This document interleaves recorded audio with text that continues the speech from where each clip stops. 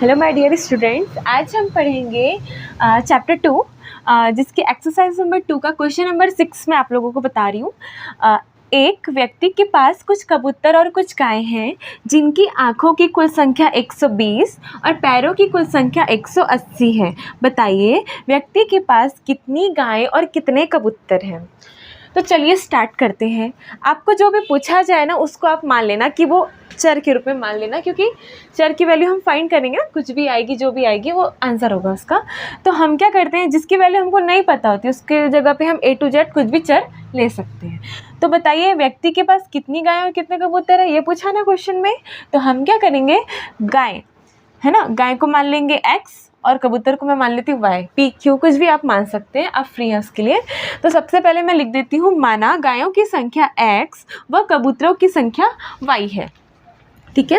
अब प्रश्नानुसार हम आगे बढ़ते हैं। उसमें क्या लिखा है, लिखा है कि जिनकी आँखों की कुल संख्या 120 है।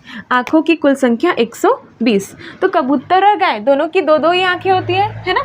तो इसलिए हम क्या लिख देंगे, 2x + 2y = 120। 2 के साथ मैंने x का मल्टीप्लाई इसलिए किया है क्योंकि x और y क्या है, कबूतर और गायों की संख्या है। अगर यहाँ पर एक कबूतर हुआ तो उसकी 2 आँखें होंगी, है ना। आँखों की संख्या 2 होगी ना। अगर 2 कबूतर होंगे तो कितनी आँखें होंगी, 4। वैसे हमको टोटल आइस की नंबर दिया है यहाँ पे, इसलिए हम 2 का मल्टीप्लाई दोनों के साथ करें क्योंकि दोनों की 2 आँखें होती है। तो 2x + 2y = 120, इक्वेशन नंबर 1। ठीक है। फिर से प्रश्न में आगे बढ़ते हैं हम और देखते हैं क्या लिखा है। पैरों की कुल संख्या 180 है। ठीक है। कबूतर और गायों के जो पैरों की जो कुल संख्या वो कितनी, 180 है। यहाँ थोड़ा डिफरेंस क्रिएट होगा क्योंकि कबूतर के कितने पैर होते हैं, 2, और गाय के कितने पैर होते हैं, 4। तो मैंने गायों को क्या माना है, x माना है, तो मैं x के साथ यहाँ पे 4 का मल्टीप्लाई कर दूंगी। देन कबूतर को मैंने माना है y, तो y के साथ में 2 का मल्टीप्लाई कर दूंगी। आगे बढ़ते हैं। इसकी टोटल नंबर्स कितना दिया, 180। ये हमने ले लिया समीकरण 2। हमने जो 2 बातें लिखी थी उसके हिसाब से 2 समीकरण को यहाँ बना लिया। अब इन दोनों समीकरण को आपको हल करना है। मतलब हल करने के बाद हमको किसकी वैल्यू मिलेगी, x की वैल्यू मिलेगी और y की वैल्यू मिलेगी। आपके पास 2 मेथड्स है, प्रतिस्थापन विधि एंड विलोपन विधि। आपको जो विधि अच्छी लगती है आप सॉल्व कर सकते हैं। मैं आपको एक क्वेश्चन प्रतिस्थापन से बता देती हूँ और दूसरा मैं आपको बताऊँगी विलोपन से। ठीक है। तो समीकरण 1 व समीकरण 2 को प्रतिस्थापन विधि से हल करने पर, तो समीकरण 1 क्या है, 2x + 2y = 120। मैंने यहाँ लिख दिया। मैं क्या करूँगी, एक से ना एक चर की निकालूंगी दूसरे के फॉर्म में वैल्यू को और बाकी फिर दूसरे में रखते हैं हम। तो मैं लेती हूँ समीकरण 1, है ना। तो समीकरण 1 में क्या लिखा है, 2x + 2y = 120 मैंने लिख दिया है यहाँ पे। अब मैं क्या कर रही हूँ, x की वैल्यू निकालूंगी y के फॉर्म में। ठीक है। तो 2x = क्योंकि मेरे को x की वैल्यू चाहिए तो x को मैंने यही लिख दिया है और y को उधर पक्षांतर कर दिया। ठीक है। तो 2x = 120, ये + 2y उधर जाएगा तो क्या हो जाएगा, -2y। अब हमको x की वैल्यू बस चाहिए तो उसके साथ जो 2 है उसको भी हमको हटाना है। तो 2 क्या है, x के साथ में इनटू में है, तो हम उसको उधर भेजेंगे तो ये क्या चला जाएगा, डिवाइड में चला जाएगा। ठीक है। तो हमने लिख दिया डिवाइड में चले गया। देन 120 - 2y, देखो दोनों में ही 2 कॉमन है, 120 भी 2 के टेबल में आएगा और ये भी आएगा। तो मैं क्या करती हूँ, दोनों से 2 वेरिएशन निकाल दो तो नीचे वाले 2 से उसको कैंसिल कर सकती हूँ, जिससे जो हमारी वैल्यू वो बटे के रूप में ना आके नॉर्मल रूप में आ जाएगी। ठीक है। तो मैंने क्या कर दिया, यहाँ से 2 कॉमन निकाला तो अंदर बच गया 60, क्योंकि 2 × 60 क्या होता है, 120 होता है। तो मैंने 2 कॉमन निकाल दिया। देन -2y है ना। तो 2y जो है यहाँ से भी हम क्या कर देंगे, 2 कॉमन निकाल दिया बाहर, तो यहाँ कुछ नहीं बचा, तो मैंने यहाँ सिर्फ y लिखा है, यहाँ माइनस है तो मैंने यहाँ पे माइनस लिखा है। बट्टे में 2 है तो 2 लिख दिया। ये 2 से 2 कैंसिल हो गया।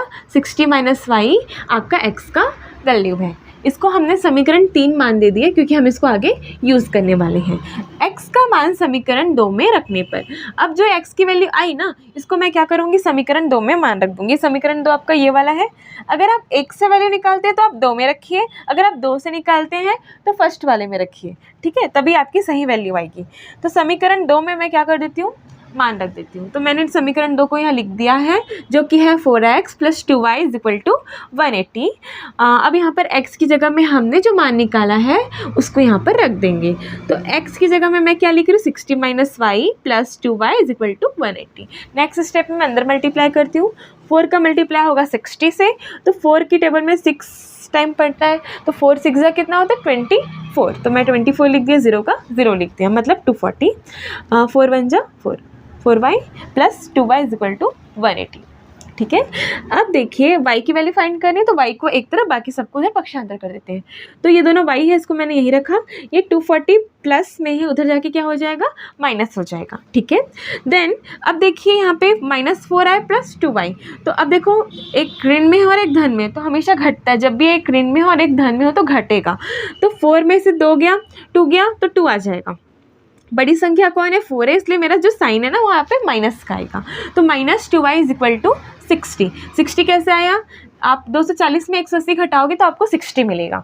ठीक है, तो घट गया ये, एंड y, अब ये देखो y के साथ में मल्टीप्लाई में क्या है -2 है, तो उस पक्ष में अगर इसको मैं भेजती तो वो जाकर डिवाइड में चले जाएगा, तो -60 डिवाइड में -2 चले गया।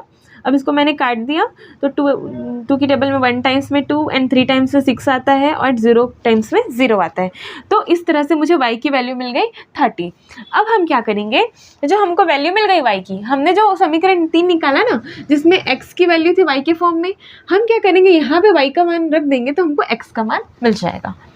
तो समीकरण 3 से मैं लेती हूँ x is equal to 60 minus Y, मैंने यहाँ पे y की जगह में रख दिया, यहाँ पर लिखा है ना 30, तो मैंने यहाँ पे रख दिया 30, तो 60 में से 30 माइनस हुआ तो मुझे मिल गया 60 में 30 आएगा, तो x की वैल्यू भी मिल गई 30, y की वैल्यू भी मिल गई 30। अब हम लोग को दोनों की वैल्यूज़ मिल गई, एक बार हम आंसर को चेक कर लेते हैं सही है कि नहीं। तो आंसर चेक करने का तरीका है, आप कोई भी एक इक्वेशन में मान रखिए जो भी आपके आंसर आए हैं, तो 2x plus 2y is equal to 120 में मैं मान रखती हूँ, यहाँ पे मैंने रखा 30, यहाँ पे भी मैंने रख दिया 30 32 जा 60, 32 जा 60, 60 कितना होता है 120, जो कि इस पक्ष के बराबर है। लेफ्ट हैंड साइड हमको राइट हैंड साइड के इक्वल मिला, इसका मतलब हमारा आंसर जो है, जो हमारी वैल्यूज आई है वो सही है। अब हम क्या करते हैं, लास्ट में आंसर लिख देते हैं। अतः कबूतर व गायों की जो संख्या है, दोनों की संख्या कितनी है 30 है।